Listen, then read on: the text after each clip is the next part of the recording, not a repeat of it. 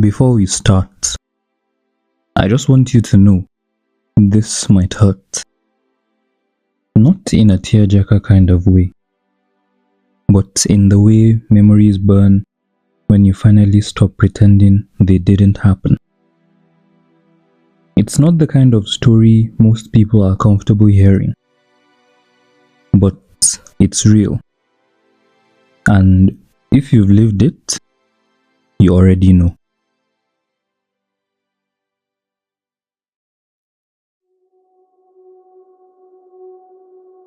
The house was never calm.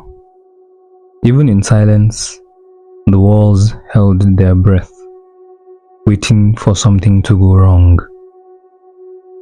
The sound of keys in the door wasn't just someone coming home. It was a warning, a shift in atmosphere. When the front door opened, so did your anxiety. Dinner conversations stopped, smiles vanished. The air grew thick, like the oxygen itself hesitated. You knew what came next: correction, criticism, sometimes worse. The father's return was never comfort. It was a test. Your cue to leave the living room. A moment where everything could collapse over nothing. You became an expert at reading invisible signals: the weight of his footsteps, the speed of his breathing, the tone of his hello. All clues to measure how dangerous tonight might be. Even now, as an adult, your body reacts before your mind does when you hear keys jingling outside, because some alarms never stop ringing.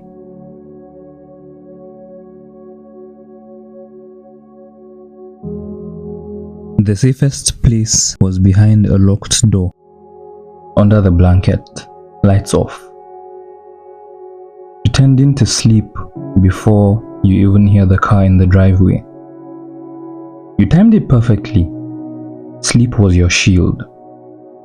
The earlier you disappear, the safer you were. The sharp tap of shoes against the tiles became your enemy. The shadows under your door became threats. You weren't sleeping because you were tired. You were hiding. Every night. Like a ritual. And if you got lucky, you stayed invisible until morning. Even now, you struggle to fall asleep when there's noise in the house, because your nervous system still flinches, waiting for something that never arrives. The fear never fully left. It simply learned how to sit quietly beside you. Her voice didn't need to scream. Her words carved themselves into you like tiny knives. You're getting too fat. Stop eating so much, you're embarrassing. Why can't you look like your cousins? Look at yourself. Do you think you look attractive? Act like a lady. Sit properly, you're not a boy. Don't talk back. You will never find someone if you keep acting like that. Don't embarrass me in front of people. No man wants a woman who can't control herself. Be more quiet. Why are you always so sensitive?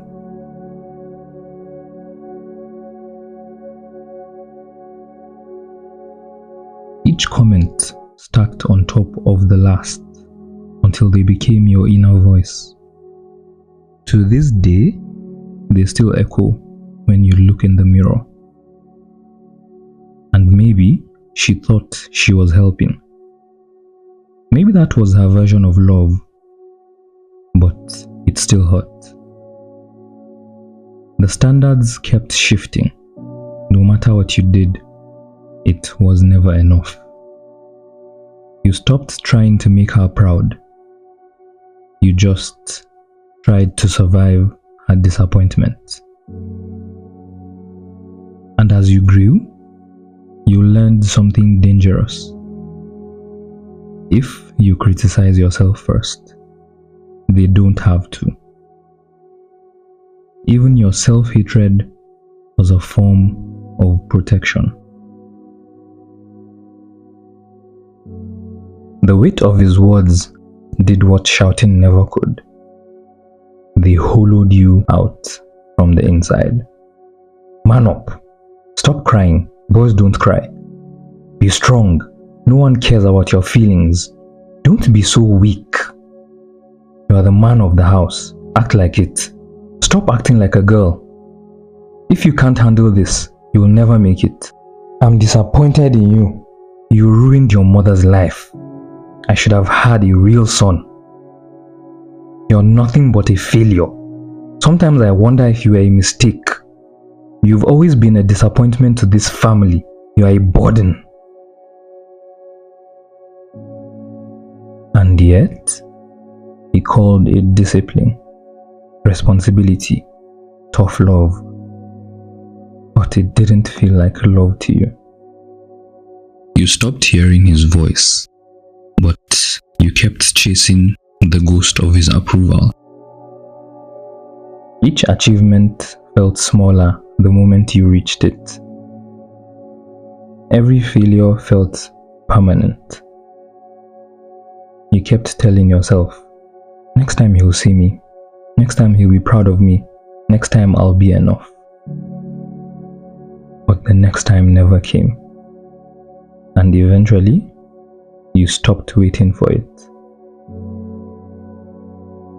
You learned to punish yourself harder than he ever did. Because if you punish yourself first, maybe you won't have to feel his silence anymore. Even your success started to feel like failure. Even your pride carried shame inside it. Certain rooms were dangerous. The living room was his throne, the couch his territory, the TV his distraction. You entered at your own risk. If you sat too long, you were lazy. If you left too soon, you were disrespectful. If you spoke, you talked too much. If you stayed silent, you were ungrateful. The rules changed daily. Eventually, you learned to avoid him altogether.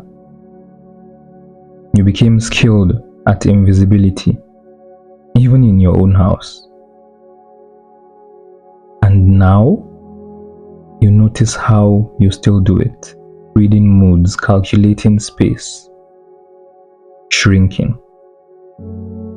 You learned to become small as if shrinking would keep you safe. Every report card was a loaded weapon. Even good grades weren't enough. Why isn't this an A? Your sister got higher. You could have done better. You're making me look bad. Do they have two heads? School wasn't about learning. It was about performing for them. Your self-worth was stapled to numbers on a page. You stopped feeling proud of yourself. Because pride always carried a condition. You could have done better. Now, even your biggest accomplishments feel empty. Success never felt like safety, only temporary relief before the next expectation arrived. They started early, before you even understood your body. Don't eat that, you're going to get fat. No boy wants you like that. You're too heavy. Look at your sister. Why can't you be like her? You grew up seeing food as guilt. The plate wasn't nourishment. It moment was shame. The mirror wasn't reflection, it was judgment day. Even now, you don't see yourself. You see flaws.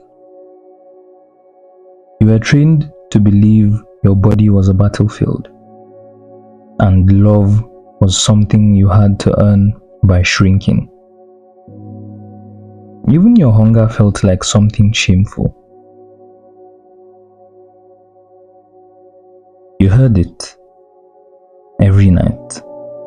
The shadows outside your room, the heavy footsteps. You trained yourself to breathe slower, to freeze. You didn't know if the door would open. Sometimes it did, sometimes it didn't. Either way, you braced yourself. Even now, hearing footsteps behind you triggers something primal. Because your body remembers. Because some terror never grows up, just gets quieter. The worst part wasn't what they did. It was how they made you feel guilty for being hurt. You think I'm a bad parent? I did everything for you. You're so ungrateful. Other kids have it worse.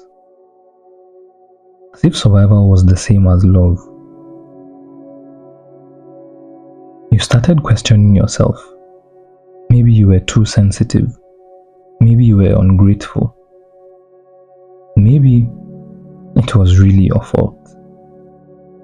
They never apologized. But you apologized to them for how they made you feel. And in those moments, you still wanted them to say, "It's okay, I love you. I really love you. I'm sorry." And somehow, you ended up comforting the very people who broke you. You played the scene 1,000 times. Them sitting across from you, finally seeing you. "I'm sorry, I was too harsh. You deserved better. You didn't deserve the blame. And I love you so much, more than I ever knew how to show." You nod, but your chest still aches. Because love that doesn't feel like safety leaves wounds too. But it never comes. Instead, they rewrite the story, they minimize, they gaslight, until even your memories feel like lies. But it did happen, and the silence feels like a second wound. You didn't grieve what they did, you grieve what they refuse to admit. This is grief nobody talks about. Grieving parents who are still alive, grieving what could have been. You see them laughing in family photos, you see them pretending. But inside, you grieve the love you begged for, the safety you never felt, the smiles never directed at you. It's a funeral with no casket, no eulogy, no closure.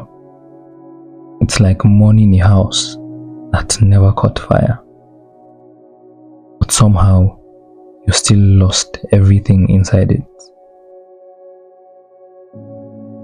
Just an ache that follows you into every relationship, every moment where love feels foreign. And you wonder if you'll ever feel safe in anyone's arms. You grew up, but that child didn't disappear. They still live inside you. who tiptoed, who flinched at voices, who shrank at every insult. You carried them everywhere. Into relationships, into work, into parenting, into silence. And sometimes they show up when someone raises their voice, when you make a small mistake, when you seek approval like it's oxygen. That child still lingers in how you move, how you love, how you flinch. And some days, you still parent yourself through the echoes they left behind. Now, you're an adult, but you're haunted. You flinch at kindness, you sabotage intimacy, you over-apologize for existing. Because part of you still believes love must be earned.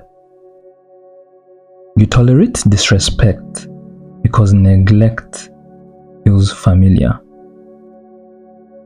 You stay too long in toxic places because pain feels normal. You aren't broken because you're weak. You're broken because they broke you. And the hardest part is learning that survival isn't the same as healing. This is where it gets brutal. Healing starts without them. No apology, no acknowledgement, no permission. You have to say it to yourself. It was real. It was wrong. It wasn't my fault. It wasn't my fault. It wasn't my fault. It wasn't my fault. I deserved better. You give yourself what they never gave you. Because if you wait, you will rot. Healing without their words feels like betrayal. But really, you're choosing to stop abandoning yourself. It's not selfish. It's survival. Freedom isn't forgiving them so they feel better. Freedom is no longer letting their absence control you. You still carry the scars, no doubt, but not their shame. They may never say sorry.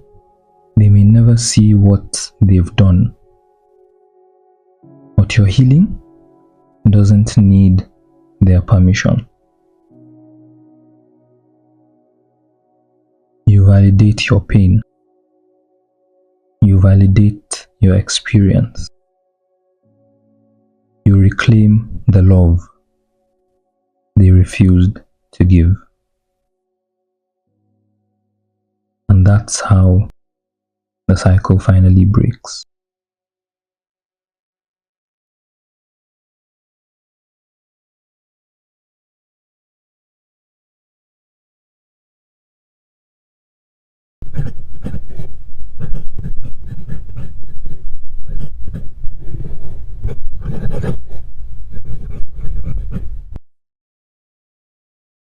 Mommy, Daddy, I don't know if I ever truly existed in this house as a person.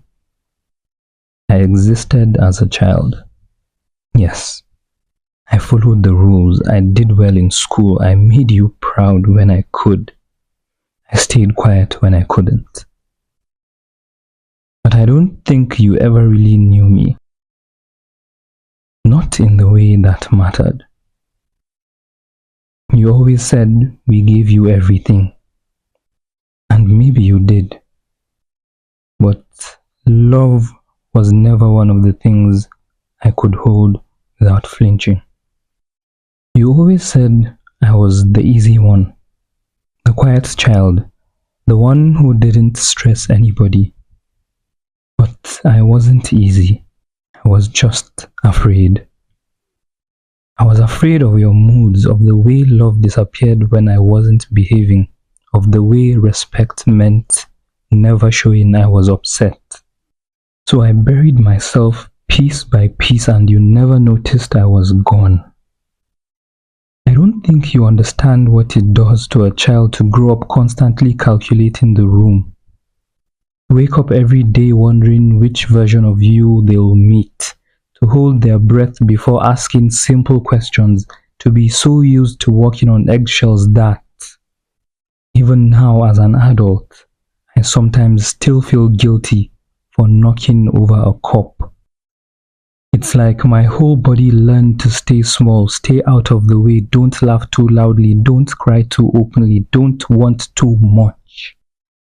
Just survive the day without upsetting anyone. There was a time I thought love meant not getting shouted at. Mommy, sometimes I think you loved me because you had to, not because you wanted to. You cared. I know you did, but it felt like I was a job you never signed up for. You were always tired, always frustrated, and most of that frustration landed on me. You snapped so often I flinched even when you weren't angry. You shouted like I should already know what I did wrong, but half the time I didn't. I just existed in the wrong way at the wrong time on the wrong day. Daddy, you were a ghost with weight, always there, always watching, but never soft, never open. You didn't need to beat me to break me. You broke me with silence, with the way you looked at me when I failed, with the way I knew my tears meant nothing, so I stopped letting them fall where you could see. I spent most of my childhood thinking love was something I had to earn, and that, even then, it could be taken away if I said the wrong thing or asked for too much. I used to apologize to my pillow, whispering sorry for things I didn't even understand, sorry for existing the wrong way, sorry for being the child in a house that didn't make space for children to be human. And the worst part, you praised me for it, for being obedient, quiet, composed. You didn't see that I was crumbling, that I had trained myself to never be a burden, even if it meant becoming invisible. I became the kind of person who didn't ask for help because I never learned how to be helped without feeling like a burden. Now that I'm grown, I realize how much I lost by learning how to be emotionally manageable. I don't cry much, not because I'm strong, but because I trained myself not to, even when I want to, even when I need to. The tears just don't come easily anymore. And honestly, I don't feel much. Not joy, not grief. Just a constant low hum of keep going. Like I'm alive but only halfway. And I can't stop. I don't know how to rest. If I slow down, I start to feel things I don't know how to sit with. So I keep doing, I keep achieving. I stay busy not because I'm ambitious, but because stopping feels like falling apart. I've built a whole life around proving I'm enough because deep down I still believe I'm not. And the saddest part, Half the time I don't even enjoy what I achieve. I just tick the box and move on to the next one, trying to outrun that old feeling of being invisible. People think I'm calm, collected, emotionally stable. But the truth is, I just stopped expecting anyone to stay or understand or choose me fully. And when they leave, I don't chase them. Not because I don't care, but because I learned early that love is temporary and usually my fault. You ask why I don't come around often, why I don't call often, why I leave early, why the kids don't really know you. It's because this house still feels like a test I'll never pass. Because I still flinch at tones that sound too much like yours. Because I don't know how to sit with you without becoming that small, careful child again. Respect in our house didn't mean being heard, it meant keeping quiet, no matter how much it hurt. I'm tired of pretending that was all normal. It wasn't, and I won't carry it forward. What I needed was a hand to hold. What I got was a house full of rules and a silence that always felt like a warning. I won't teach my children that respect means silence, that love is something you earn by not being a problem, that being emotionally numb is the same thing as being strong. You said you were raising me to be strong, to survive this world like you did. But you forgot I wasn't you. You raised me on silence, but I'm choosing to speak now, even if my voice shakes. Even if it makes you uncomfortable.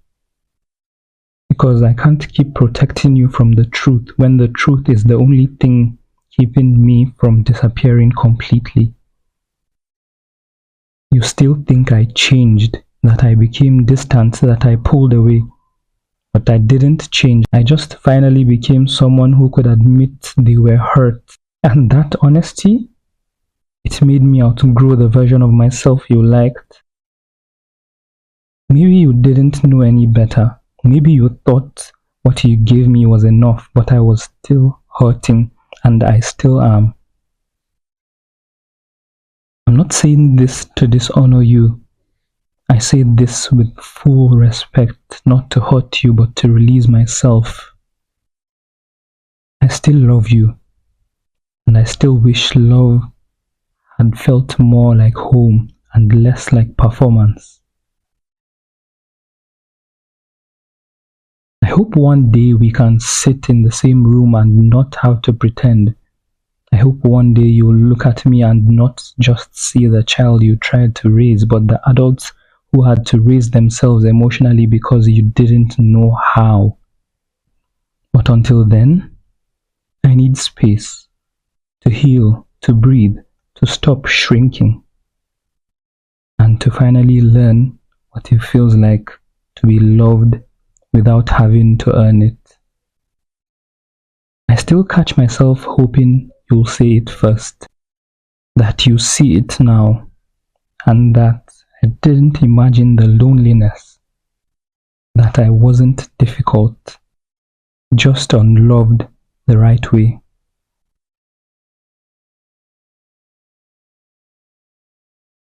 With love, with respect, and also with pain. Your child, the one who survived, the one who's still learning how to love themselves.